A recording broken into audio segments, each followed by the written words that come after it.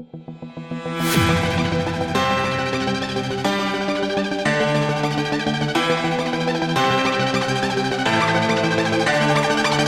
what terminal velocity will an air bubble 0.4 millimeter in diameter rise in a liquid of viscosity 0.1 Newton second per meter square and specific gravity 0.9?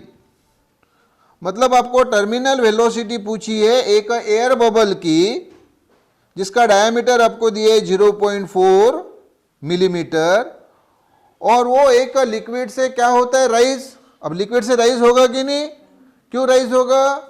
Liquid में fall क्यों नहीं होगा? अगर metal sphere होता तो क्या होता? Liquid में फॉल होता। क्यों?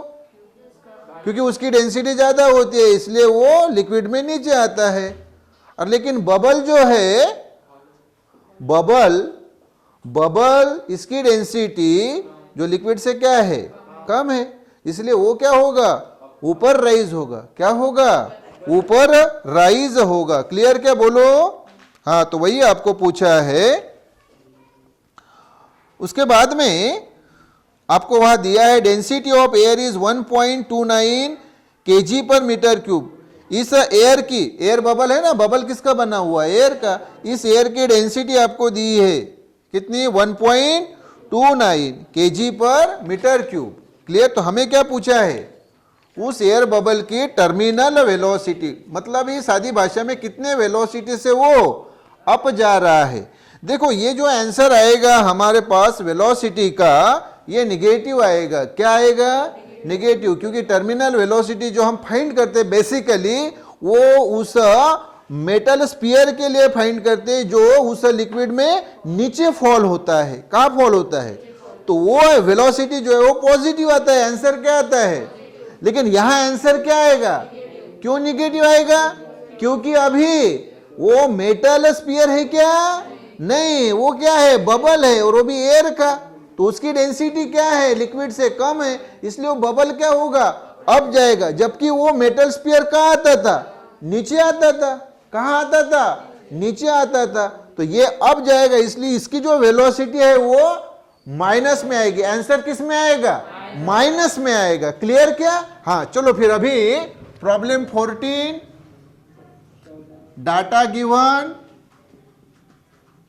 ओके, तो वही ये जो बबल है जिसका रेडियस ये आर है। क्लियर क्या? हाँ, इसको कहाँ रखा है? एक वेसल में। इस वेसल में क्या भरा हुआ है बोलो? ये लिक्विड भरा हुआ है। क्या भरा हुआ है?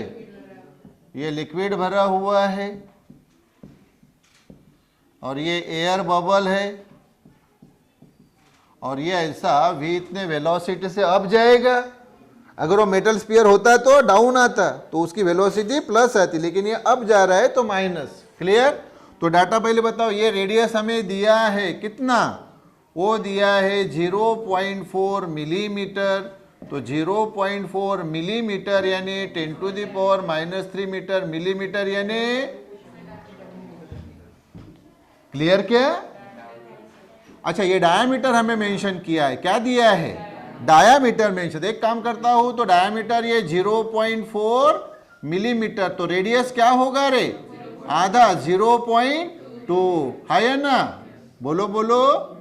तो रेडियस 0. डायामीटर के आधा, डायमीटर के आधा। हाँ, तो अब ये 0.2 है, एक डिजिट सामने लिया तो 2 × 10⁻⁻1 और ये ऑलरेडी 10⁻³ मीटर। ये पॉइंट को हमने एक डिजिट सामने किया तो ये 2 हो गया, एक डिजिट सामने, इसलिए 10⁻⁻1। ऐसा क्यों करते हैं? क्योंकि सामने आंसर हमें इजी वे से निकला है। वहां बे मतलब कि हमें स्टेप से ज्यादा ना करना पड़े। तो ये 2 × 10⁻⁻4 मीटर रेडियस हो गया। उसके बाद में हमें दिया है कोएफिशिएंट ऑफ विस्कोसिटी। कितनी दी है बोलो? 0.1 यूनिट बताया मैंने, न्यूटन सेकंड पर मीटर स्क्वायर। तो इसको एक डिजिट सामने किया तो ये क्या आएगा? ये 1 और एक डिजिट सामने, इसलिए 10⁻⁻1। 1 लिखने की जरूरत नहीं, तो ये 10⁻⁻1 न्यूटन सेकंड पर मीटर स्क्वायर। उसके बाद डेंसिटी ऑफ एयर दिए आपको, क्या दिए बोलो, डेंसिटी ऑफ एयर। तो डेंसिटी ऑफ एयर ये हम डिनोट करेंगे किससे, रो से। ये जो सिंबल है, ये जो सिंबल है ये है रो, क्लियर क्या। तो ये कितना दिया है बोलो, 1.29, हाँ इतना ही, केजी पर मीटर क्यूब, केजी पर मीटर क्यूब, ओके। और हमें स्पेसिफिक ग्रेविटी दी है, क्या दी है, स्पेसिफिक ग्रेविटी दी है प्रॉब्लम में, है ना। तो स्पेसिफिक ग्रेविटी देखो फिर, तो क्या दिया है फिर से बताओ, स्पेसिफिक ग्रेविटी उस लिक्विड की, किसकी, कितनी दी है, 0.9। अब मैं एक फार्मूला आपको बताता हूँ स्पेसिफिक ग्रेविटी का, वो बरोबर दिमाग में फिट करो। स्पेसिफिक ग्रेविटी उस लिक्विड की यानी होती है density of liquid upon density of air, और ये 0.9 वैसे। तो क्या है स्पेसिफिक ग्रेविटी का फॉर्मूला बोलो, density of liquid upon density of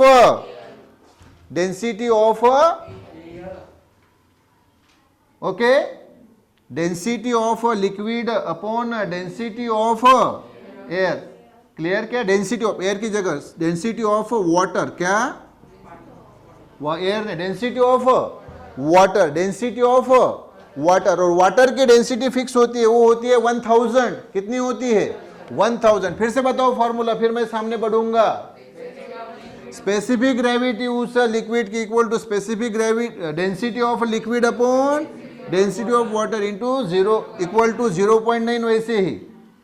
फिर से फार्मूला बताओ, स्पेसिफिक ग्रेविटी यानी density of liquid upon density of water. हाँ, तो डेंसिटी ऑफ लिक्विड ये हमें चाहिए, क्लियर क्या।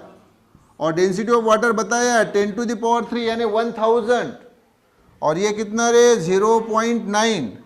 तो ये density of liquid equal to कितना 0.9 इंटू 10⁻³ 0.9 इंटू 10⁻³ यानी 1000, 1000 इंटू 0.9 यानी कितने आ गए रे 900, हाँ केजी पर। ये आ गई डेंसिटी किसकी, उस लिक्विड की, और यही होती है सिग्मा, क्या होती है। तो ये सिंबल क्या है, सिग्मा। ये क्या था, रो, आड़ा पी, स्लांटेड पी यानी रो। तो यहां बरोबर ध्यान दो, ये जो बबल है एयर का, उसकी डेंसिटी क्या, रो, क्लियर क्या, यस। तो इस केस में वो एयर बबल दिया। अदरवाइज बाकी केसेस में क्या दिया जाता है, मेटल स्फीयर दिया जाता है। तो ख्याल में रखो, मेटल स्फीयर की डेंसिटी क्या, रो। लेकिन अभी इस प्रॉब्लम में मेटल स्फीयर की जगह जानबूझ के क्या दिया, एयर बबल। तो एयर बबल वो लिक्विड से अप जाएगा, मैं बार बार बता रहा हूं। और अगर वो मेटल स्फीयर होता तो नीचे आता, एयर बबल अप जाता है। इसका कारण भी मैंने बताया, मेटल स्फीयर की डेंसिटी लिक्विड से ज्यादा, इसलिए मेटल स्फीयर नीचे जाता है। क्या होता है फिगर में देखो, नीचे आया होता। लेकिन एयर बबल की डेंसिटी लिक्विड से कम, इसलिए वो क्या हो रहा है, अब जा रहा है। तो आप बोलेंगे सर यहां दोनों की डेंसिटी हमने फाइंड की, हाँ एयर बबल की भी डेंसिटी फाइंड की, रो, और लिक्विड की डेंसिटी सिग्मा, क्लियर क्या, यस, ओके। तो अब हमें क्या फाइंड करना है, वी फाइंड करना है। क्या फाइंड करना है, हाँ तो हम इधर लिखेंगे अभी, ओके। तो इधर ये फॉर्मूला क्या है रे, फॉर्मूला बताओ जरा मुझे, क्रिटिकल रादर टर्मिनल वेलोसिटी का फॉर्मूला क्या बताया मैंने, बताओ। देखो 2/9 r square g into rho minus sigma upon eta, ये फॉर्मूला है कि नहीं। जहां v यानी टर्मिनल वेलोसिटी, हाँ इस एयर बबल की अभी 2/9 तो कांस्टेंट है, r यानी रेडियस, g यानी एक्सेलरेशन ड्यू टू ग्रेविटी, ये रो यानी बता रहा हो डेंसिटी उस बबल की, एयर बबल की, और सिग्मा यानी डेंसिटी उस लिक्विड की, ईटा यानी कोएफिशिएंट ऑफ विस्कोसिटी उस लिक्विड का। तो चलो वैल्यू रखो बरा फिर इसमें, तो ये देखो 2/9, वैसे ही r की वैल्यू बताओ, r 2 इंटू 10⁻⁻4 का स्क्वायर, g की वैल्यू बताओ, और ये रो यानी एयर बबल की डेंसिटी कितनी रे 1.29 माइनस सिग्मा बताओ डेंसिटी उस लिक्विड की 900। क्लियर क्या? ये देखो माइनस क्यों है, इसी से समझ में आता है। वो अगर मेटल स्फीयर होता तो ये ज्यादा होती वैल्यू और ये कम होती। क्लियर क्या? लेकिन एयर बबल है तो ये कम है और ये माइनस है, इसलिए देखो माइनस। इसके कारण आंसर क्या आता है पूरा फाइनल माइनस। और ईटा दिया है ना, ईटा कितना दिया है 10⁻⁻1। क्लियर क्या बोलो? तो ये 2/9, 2 का स्क्वायर है 4, 10⁻⁻4 का स्क्वायर -8। क्लियर क्या? 9.8। और ये देखो रे, ये माइनस आएगा ना क्योंकि 900 बड़े हैं 900 और ये छोटे हैं, तो ये वैल्यू जो आती है वो आती है 898.71। क्लियर? और ये 10⁻⁻1 अप लिए तो रे 10⁻+1। अब ये माइनस में पहले ले लेता हूं, चलेगा क्या? एनी प्रॉब्लम नहीं। तो अभी मुझे एक बात यहां बताओ, एक बात मुझे यहां बताओ कि अभी ये 9.8 है और ये 4 इंटू 2 8, 8 इंटू 9.8, 8 इंटू 9.8, इसकी वैल्यू फाइंड करोगे तो ये आती है 78.4। कितना? अपॉन ये 9 वैसे ही। क्लियर? और ये देखो 10⁻⁻8 और ये 10⁻1 कितना आएगा रे -8 + 1 यानी -7। और ये नंबर मैं पहले लिख लेता हूँ अभी 898.71 और ये -8 + 1 यानी -7। क्लियर क्या रे बाबू? हाँ, तो ये माइनस। अब इसकी वैल्यू रे, ये वाली वैल्यू,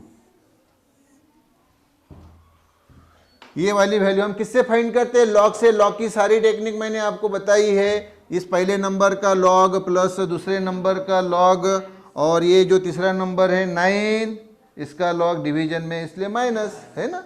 और फिर जो भी आएगा उसका एंटी लॉग लेके आंसर मिल जाता है सीधा। तो ये आंसर जो है वो आता है, बरोबर ध्यान दो, ये आंसर आता है 7.829 इंटू 10⁻3। क्या आता है इसका आंसर? ये वाला। और ये ऑलरेडी कितना है हमारे पास 10⁻⁻7, तो -7.829 और 3 - 4 यानी 3 - 7 यानी, हाँ, तो ये आ गई वेलोसिटी और ये आ गया उसका यूनिट मीटर पर सेकंड। ये आ गया आंसर। क्लियर क्या? लेकिन अब आप इसमें देखेंगे तो आंसर जो हमें दिया है, तो ये स्टैंडर्ड आंसर आ गया, यहां तक ही लिखना है। लेकिन आपको जो वहां आंसर मेंशन किया है तो वो उसके अकॉर्डिंगली बता देता हूं। आंसर आ गया। हाँ, अब अगर इसको एक डिजिट हम बैक ले तो क्या होगा रे? v = ये 0.7829, एक डिजिट बैक इसलिए 10⁻1, ये ऑलरेडी 10⁻, तो v = -0.7829 और ये 1 - 4 यानी -3, इतने मीटर पर सेकंड। क्लियर क्या? तो ये आंसर, लेकिन स्टैंडर्ड आंसर यही है जो हमने पहला फाइंड किया है। क्लियर? तो फिर लास्ट में आंसर क्या आएगा? Terminal velocity of the air bubble is इतना। ये पहला लिखिए या दूसरा लिखिए, नो प्रॉब्लम। क्लियर? यस।